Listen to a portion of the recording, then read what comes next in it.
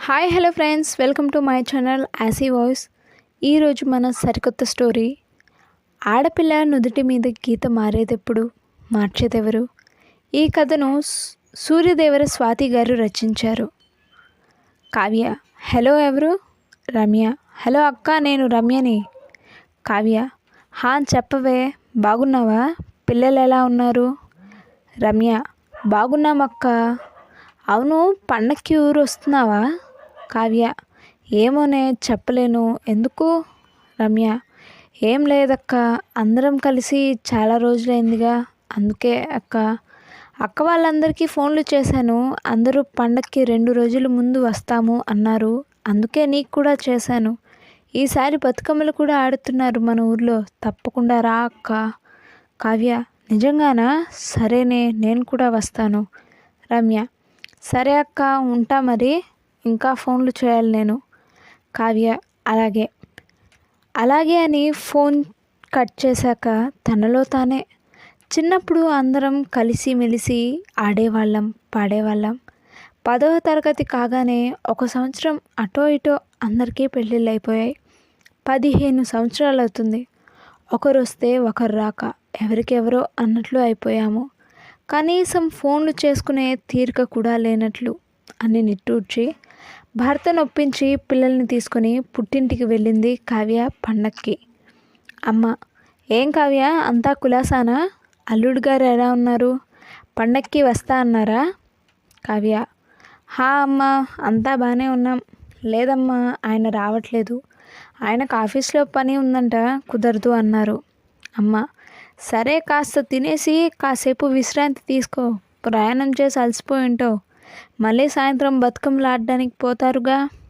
కావ్య: సరే అమ్మా అని కాస్త రెస్ట్ తీసుకున్నాక అందరూ గుడి దగ్గరికి వెళ్తారు.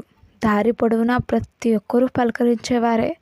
వాళ్ళ అభిమానానికి సంతోషపడుతూనే అందరికీ నవ్వుతూ సమాధానం చెప్తూ ముందుకి కదులుతుంది కావ్య. అలా గుడికి వెళ్ళాక తన చిన్ననాటి స్నేహితులందరూ కనపడేసరికి తను ఒక చిన్న పిల్లలా కేరింతలు కొడుతూ వాళ్ళ అమ్మ దగ్గర పిల్లల్ని అప్పగించి వాళ్ళ దగ్గరికి వెళ్ళింది కావ్య. ఏంటే, అందరూ బాగున్నారా? అందరూ బాగున్నామే, రా కూర్చో అన్నారు తన స్నేహితులు. గిరిజ: ఏంటోనే, అందరం కలిసి పెరిగామన్న మాటే కానీ ఎవరికెవరో అన్నట్లు అయిపోయాము. నాగమణి: అవునే, సర్లే, అవన్నీ వదిలేయండి అని నవ్వుకుంటూ కాసేపు అన్ని టెన్షన్స్ మర్చిపోయి ఆనందంగా తన చిన్నప్పటి అల్లరి కబుర్లు, తమ ఆటలు పాటలు అన్నీ చెప్పుకొని నవ్వుకుంటారు. కావ్య: గిరిజ, మీ అత్తగారు ఇప్పుడు బాగానే చూసుకుంటుందా? గిరిజ: ఇప్పుడు కాస్త పర్లేదే. మెత్తగా ఉంటే ఎక్కడ సాగుతుంది ఆవిడ దగ్గర.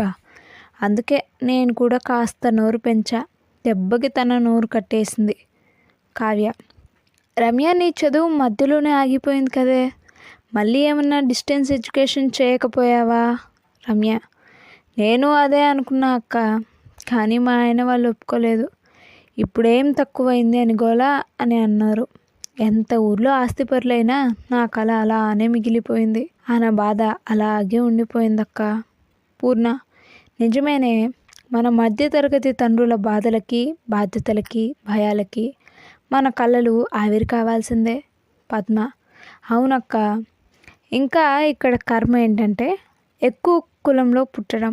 మన తల్లిదండ్రులకి గవర్నమెంట్ వాటిలో చదివించాలంటే ఇగో అడ్డం. అలానే డబ్బు పెట్టే స్థితి లేక ఇలా పెళ్ళిళ్ళు చేసి పంపిస్తున్నారు. కావ్య: ఏం చేస్తామే మరి, వాళ్ళ పరిస్థితులకి మనం తల వంచక తప్పదు. అలానే ఎదురు నిలబడ్డామా, అదిగో ఆ శ్రావణిలాగా ఉన్నవి లేనివి కల్పించి నలుగురిలో నవ్వుల పాలు చేస్తారు. ఎవరికి మన ఇష్టాలతో పని లేదే. పిల్ల పెద్ద మనిషి అయ్యిందా, పెళ్లి చేసి అవతలికి పంపామా, అంతవరకే. తర్వాత మన బతుకులు ఏమైనా ఎవరికీ పట్టదు. తర్వాత తీరిగ్గా ఒక నిట్టూర్పు తప్ప. రాజేశ్వరి: నిజమేనే, అదిగో ఆ కళ్యాణిని చూడు పాపం. ఇలా పెద్ద మనిషి అయ్యిందో లేదో అలా పెళ్లి చేశారు. సంవత్సరం తిరిగేసరికి చేతిలో ఒక బిడ్డ. ఆడబిడ్డని కంటావా అని వాళ్ళ ఆయన పిల్లని నేలకేసి కొట్టాడంట. ఇంకా అదృష్టం, పిల్లకి ఏం కాలేదు. దాంతో అది భయపడి పుట్టింటికి వచ్చింది. అసలే ముగ్గురు ఆడపిల్లలాయే. వాళ్ళ నాయనమ్మ పంపేయమని, అవసరమైతే అక్కడే చావమని మొన్నటిదాకా గోలే. ఇక భరించలేక మన ఊర్లోనే ఇంకో గది అద్దెకు తీసుకుని మిషన్ కుట్టుకుంటూ పిల్లని పెంచుకుంటుంది. అయినా వదలదాయే పాడులోకం. లేనిపోని మాటలతో ఇంకా పీక్కు తింటుంది అని పంటి బిగువును అణిచిపెట్టుకొని బిడ్డ కోసం బతుకుతుంది. ఇప్పుడు ఆ బిడ్డకి 10 ఏళ్ళు. ఇంతవరకు ఆ బిడ్డ తండ్రి కన్నెత్తి కూడా చూడలేదు పాపం. పిల్ల పాలరాతి బొమ్మే. ఆ బిడ్డను చూసుకునైనా బతకొచ్చు. ఏం తండ్రో ఏమో. అందరూ నిజమే అని ఒక నిట్టూర్పు విడిస్తే, రమ్య, అక్క ఆ ప్రసాద్ అన్నయ్య చచ్చిపోయాడు మీకు తెలుసా? గిరిజ, ఏంటే నువ్వు అనేది? రమ్య, అవునక్క, ప్రసాద్ అన్న గేదెలు మేపడానికి పోయినప్పుడు వర్షం పడుతుంది అని చెట్టు కిందకి వెళ్ళాడంట. పాపం పిడుగుపడి చనిపోయాడు. కావ్య, అయ్యో అవునా? మరి కావేరి ఎలా ఉంది పాపం? మరీ చిన్న పిల్లలు, నిండా 25 కూడా లేవు దానికి. రమ్య, అవునక్క, పిల్లలతో ఇక్కడే ఉంటుంది. కూలికి పోతూ పిల్లల్ని చూసుకుంటుంది. కానీ పాపం మొన్న ఒకరోజు పొలం నుండి వస్తుంటే ఎవడో చేయి పట్టుకుని పిచ్చి పిచ్చిగా వాగాడంట. ఆ పిల్ల చచ్చిపోతానని ఒక్కటే ఏడుపు. మగదిక్కు లేకపోతే పాడి మీద వాడు కూడా వాడుకోవడానికి చూస్తాడు. ఏం పాడు లోకమో ఏమో. పైగా ఈ పిల్ల ఏమనకుండానే వాడు చేయి పట్టుకున్నాడా అని ఊర్లో అమ్మలక్కలు ఒక్కటే వాగుడు. దాంతో ఇంకా ఇంట్లో నుంచి బయటకు రావడమే మానేసింది పాపం. పూర్ణ, వీళ్ళకి ఇదేం మాయరోగమో. అసలే కష్టాల్లో ఉంటే ఇదొకటా పాపం ఆ పిల్లకి. ఏం మనుషులో ఏమో. ఛీ, మరీ ఈ మధ్య కొంతమంది పనులకు మంచి వాళ్ళకు కూడా ఈ రాళ్ళ దెబ్బ తప్పట్లేదు. పూర్ణ, మరే ఆ రజనీ చూడు, చేసుకుంది ఊళ్ళో వాడినేగా. ఎంత మంచోడు పాపం. అతని కన్ను గప్పి తప్పు చేస్తూ దొరికిపోయింది. కళ్ళ ముందే భార్య అలా ఇంకో మగాడితో ఉండటం చూడలేక పురుగుల మందు తాగి చనిపోయాడు పాపం. అప్పటికైనా బుద్ధి తెచ్చుకోకుండా ఇంకా బరి తెగించిందంట. మంచిగా చూసుకునే మొగుళ్ళనేమో ఇలాంటి వాళ్ళు తేలిగ్గా చేసి ఇలా తప్పులు చేస్తుంటే, వాళ్ళని చూసి మంచిగా ఉండే ఆడవాళ్ళని కూడా తప్పుగానే చూస్తున్నారు. అది చేసిన ఈ పని వల్ల అనవసరంగా పిల్లలు అన్యాయం అయిపోయారు పాపం. కావ్య, ఎవరినని ఏం లాభమే. ఆడపిల్లకి స్వాతంత్రం లేదు అని మనం ఏడుస్తుంటే ఇలాంటివి చేసి మనల్ని ఇంకా కట్టుబాట్లలోకి నెట్టేలా చేస్తున్నారు. మనకి ఎవరో శత్రువులు కాదే, మనకి మనమే శత్రువులం. మనల్ని చదివించండి మర్రో అని అప్పుడు మనం ఏడ్చినా ఉపయోగం లేకపోయింది. ఇప్పుడు చదివిస్తాము, చదువుకొని మీ కాళ్ళ మీద మీరు నిలబడండి అని అవకాశం ఇస్తే దాన్ని పాడు చేసుకుంటున్నారు ఈ కాలం పిల్లలు. గీత, అవునే, ఆ శ్రీను బాబాయ్ వాళ్ళ అమ్మాయి చూడు, ఎంత నమ్మారు పిల్లని. తనకి నచ్చినట్లుగా బ్రతకనిచ్చాడు. కానీ ఆ పిల్ల ఎవడో తలక మాసిన వాడిని ప్రేమించి ఇంట్లో చెప్పకుండా పెళ్లి చేసుకుందంట. 6 నెలల నుండి ఇంట్లో పెళ్లి గోల ఎక్కువ అయ్యేసరికి విషయం చెప్పి వాళ్ళ నాన్నను బ్రతిమాలని ఆగకుండా వెళ్ళిపోయింది. సరే, పోయిందేమన్నా సుఖపడిందా అంటే 10 రోజులు కూడా గడవకముందే ఆ పిల్లని చంపేశాడు వాడు. వీళ్ళు ఎంత ఏడ్చినా పోయిన పిల్ల వస్తుందా? పూర్ణ, ఈ పిల్ల విషయం విన్న దగ్గర నుండి మనతో ఆగిపోయిన పెళ్ళిళ్ళు మళ్ళీ మొదలయ్యాయి. మా బాబాయ్ కూతురికి కూడా మొన్న పెళ్లి చేశారు. నేనెంత వద్దని మొత్తుకున్నా. రాజేశ్వరి, అదే నయమని ఒక్కోసారి అనిపిస్తుందే. అదిగో మా చిన్న మామయ్య కూతురు చూడు, ఇంటరేగా చదివేది. కాలేజ్కి అని పంపిస్తే ఎవడో మెకానిక్ అంట వాడిని ప్రేమించా అని చెప్పి ఇంట్లో నగలు డబ్బులు అన్నీ తీసుకుని పారిపోయిందంట. ఎలాగో వెతికి పట్టుకుని ఇంటికి తీసుకొస్తే మళ్ళీ పారిపోయిందంట. ఇక వీళ్ళు మాకు సంబంధం లేదని వదిలేశారు. పాపం 17 ఏళ్ల పిల్లకి పెళ్ళేమో తొందర వచ్చిందే. తెలిసి తెలియని ప్రేమలకి వాళ్ళు బలవ్వడమే కాక తల్లిదండ్రుల్ని కూడా బలి చేస్తున్నారు.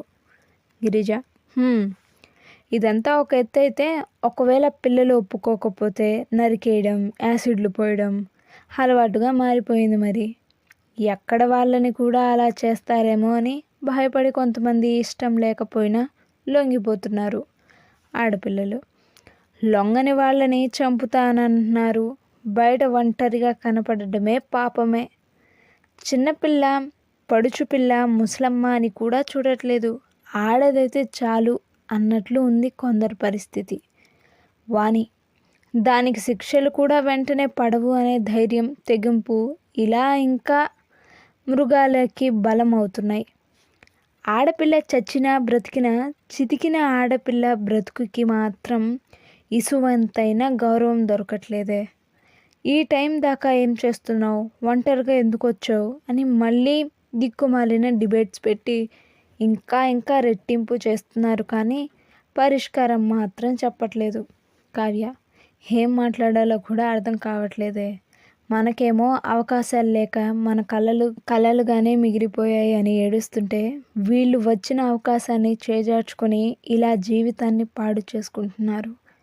ఇప్పుడిప్పుడే కాస్త ఆడపిల్లకి స్వేచ్ఛని ఇచ్చి బయటకు పంపుతున్నారు. ఇలాంటి సంఘటనల వల్ల మళ్ళీ వెనక్కి లాగుతున్నారు. ఇప్పుడు పొద్దున లెగిస్తే ఏం వినాల్సి వస్తుందో అని భయం. స్కూలుకి వెళ్ళిన పిల్ల క్షేమంగా ఇంటికి వచ్చేదాకా గుండెదడే. ఆఖరికి ఈ మధ్య కన్నతండ్రులే కాళ్ళ ఎముళ్ళు అవుతున్నారు అని వార్తలు వింటుంటే పిల్లలు తండ్రి దగ్గరికి వెళ్తున్నా భయపడాల్సి వస్తుంది. బంధాల మీద నమ్మకం పోతుంది. రమ్య: అవునక్క, ఇంటర్నెట్ ద్వారా అరచేతిలోకి ప్రపంచాన్ని తెచ్చుకున్నామని సంతోషపడ్డాం, కానీ ఇలా అధఃపాతాళానికి పోతున్నాం అని గ్రహించలేకపోతున్నాం. మితిమీరిన జ్ఞానం కూడా భయంకరంగా ఉంటుంది అని ఇప్పుడిప్పుడే తెలుస్తుంది. కావ్య: ఆడపిల్లకి పెళ్లిలో బాలు, సాధింపులు, ఎదురు తిరిగిన తలరాతలు నాణ్యానికి ఒకవైపు అయితే, మితిమీరిన ఆడంబరాలకి స్వేచ్ఛ అని పేరు పెట్టి మన పతనానికి మనమే నాంది పలుకుతున్నాము అని తెలుసుకోకపోవడం మరోవైపు. మా కలల్ని నెరవేర్చుకోవడానికి ఎన్ని అడ్డంకులు ఎదురైనా అధిగమిస్తాం అని అనేవాళ్ళు ఒకవైపు అయితే, సుగమం చేసిన మార్గాలు కూడా అడ్డదారులుగా చేసుకొని వాళ్ళ జీవితాన్ని వాళ్ళే బలిపెట్టుకునే వాళ్ళు ఒకవైపు. మనం మాట్లాడుకున్న వాటిల్లో వేటికి సమాధానం లేదు, పరిష్కారం లేదు. మనకి మనమే శత్రువులం, మనమే మిత్రులం. మారాల్సింది మగవాడి ఆలోచన కాదే, ఆడపిల్ల ఆలోచన. మనం విజయం సాధిస్తే ఇంకొంతమంది ప్రయత్నించగలుగుతారు అని ఆలోచించాలే కానీ వాళ్ళ ప్రయత్నాలకి మనం అడ్డంకి అవ్వకూడదు అని మనకి మనమే ఆలోచించుకోవాలి. మనం ఒప్పుకున్నా ఒప్పుకోకపోయినా ఇదే నిజం.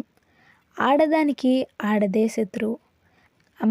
అమ్మాయి ఇంకా ఎంతసేపు ఉంటారే, రండి, చెరువు దగ్గరికి వెళ్తున్నారంతా. కావ్య: మనం ఎంతసేపు మాట్లాడుకున్నా తరగని వ్యవహారాలేవే ఇది. సరే పదండే వెళ్దాం అని ఆ ఆలోచనల నడుమనే కదిలారంతా. ఫ్రెండ్స్, ఇదొక కథ మాత్రమే కాదు. సూర్యదేవర స్వాతి గారు ఒక ఆడపిల్ల ఎలా ఉండాలి, ఎలా ఉండకూడదు అని చెప్పారు. మీకేమనిపించిందో, మీరేమనుకుంటున్నారో కామెంట్లో తెలపండి. మరికొన్ని స్టోరీస్ కోసం మా ఛానల్ని లైక్, షేర్ అండ్ సబ్స్క్రైబ్.